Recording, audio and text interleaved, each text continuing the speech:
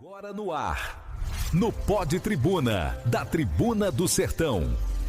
De onde vem o dinheiro que uma prefeitura usa para, consertar uma rua, pagar os salários, manter um posto de saúde funcionando? É uma pergunta que parece simples, né? Parece, mas a resposta é um labirinto.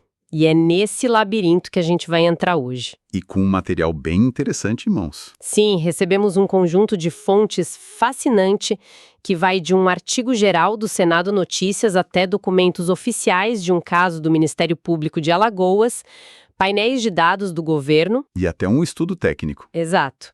E a nossa ideia aqui é usar tudo isso para entender como a chegada de uma bolada, mais de 100 milhões de reais, transformou a realidade de uma cidade, Palmeira dos Índios, em Alagoas, e acionou, assim, todos os alarmes do sistema de fiscalização. Bom, vamos começar pelo básico, usando aquele artigo do Senado Notícias como nosso guia. Certo? As prefeituras têm o que eles chamam de receitas próprias.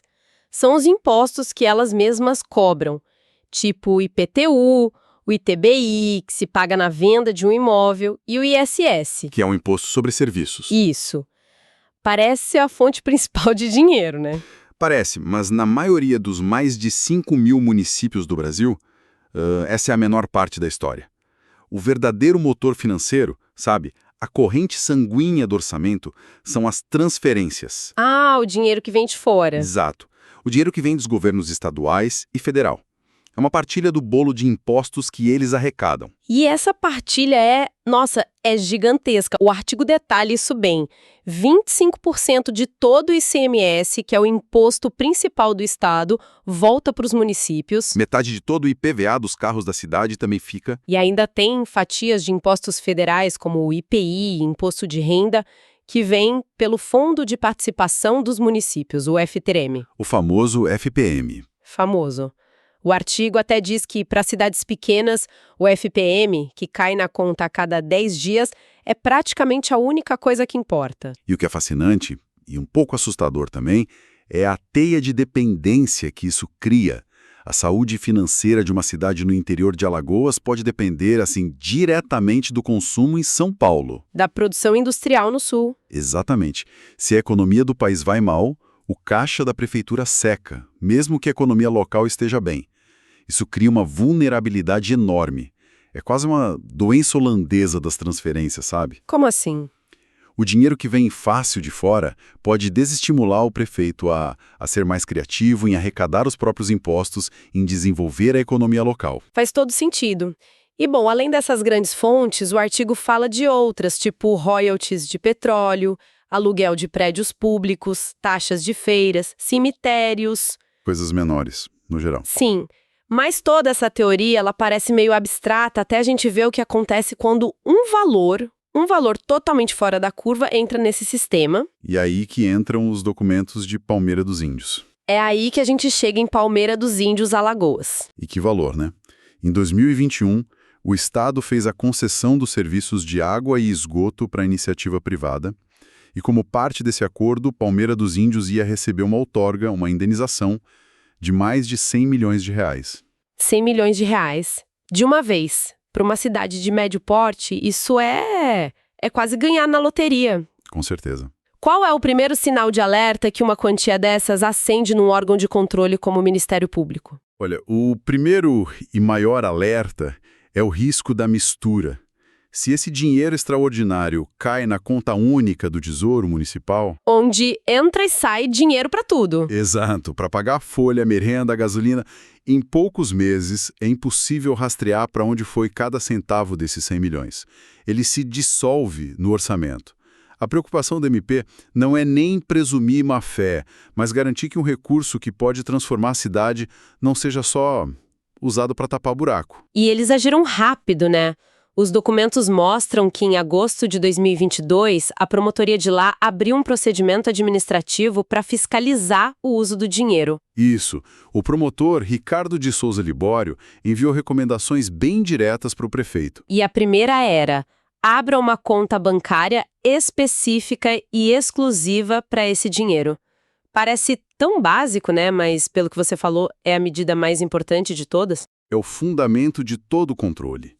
Sem separar o dinheiro, A fiscalização vira uma auditoria forense complicadíssima.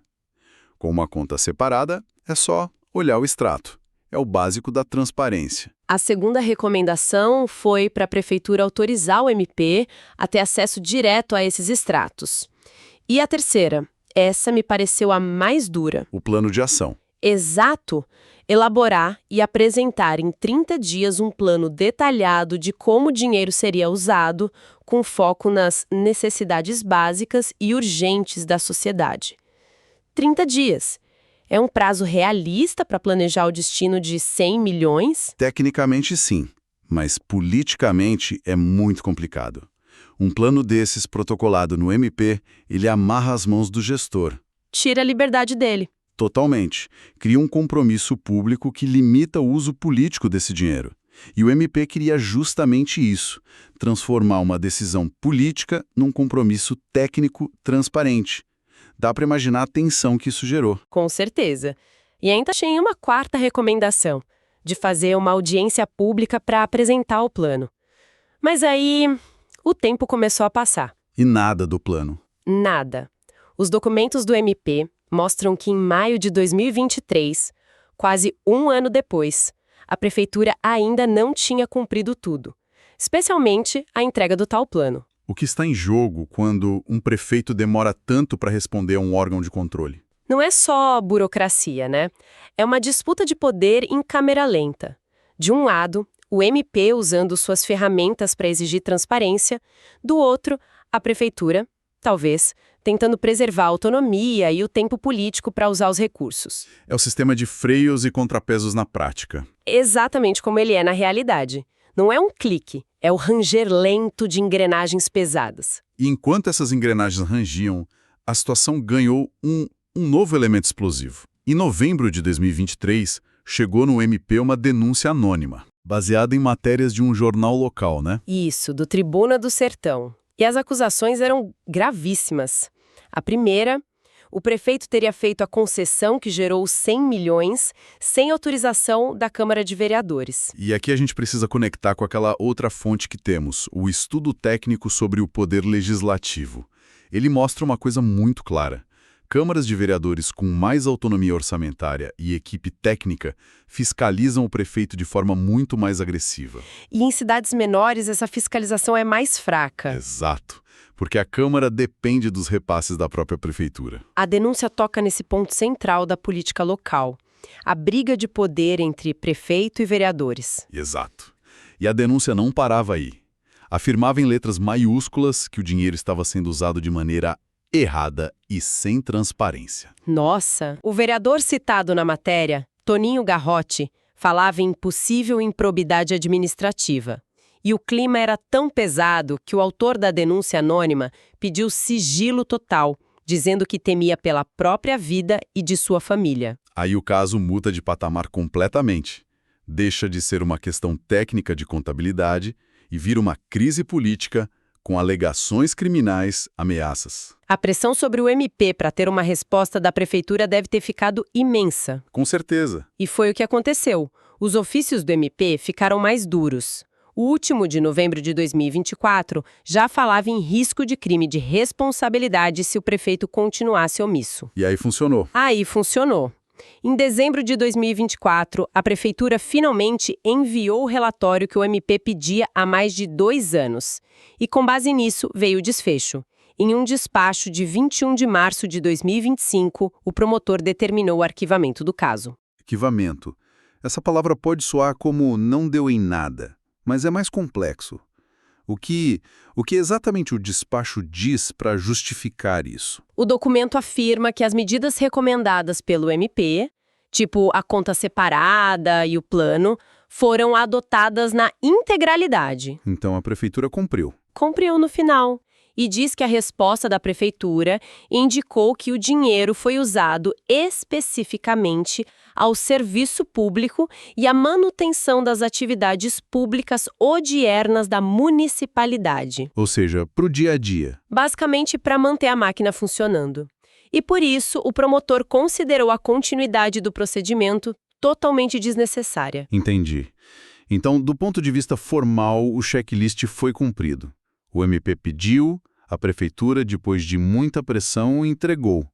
Para aquele procedimento específico, que era garantir a rastreabilidade do dinheiro, a missão foi cumprida. E o caso se encerra. Mas a questão fundamental levantada pela denúncia, a falta de autorização da Câmara, ou se usar o dinheiro para o dia a dia, era o melhor uso para uma verba única de 100 milhões, essas perguntas não são respondidas pelo arquivamento.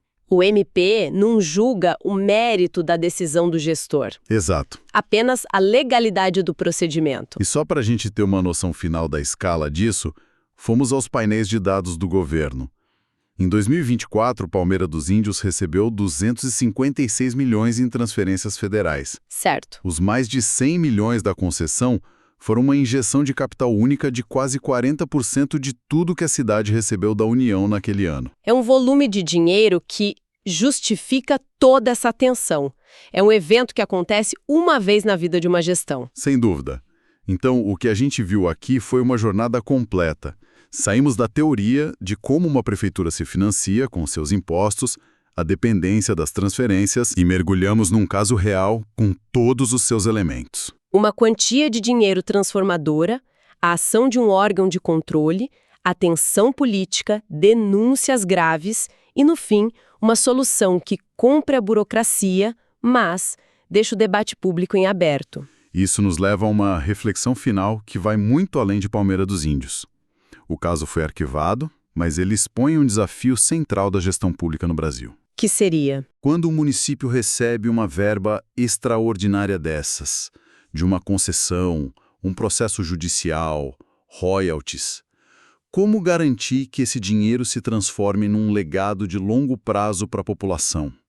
Como evitar que ele seja simplesmente absorvido pelas despesas do dia a dia ou que vire uma arma em disputas políticas? A fiscalização oficial cumpriu seu papel e teve um fim, mas a discussão sobre qual seria o melhor uso para esse dinheiro, aquele que poderia de fato mudar o futuro de uma cidade, essa é uma questão que permanece e que, no fim das contas, cabe à própria sociedade cobrar. No Pod Tribuna você confere os comentários mais quentes do dia, com bastidores, análises afiadas e o que realmente importa na política, nas ruas e nos corredores do poder.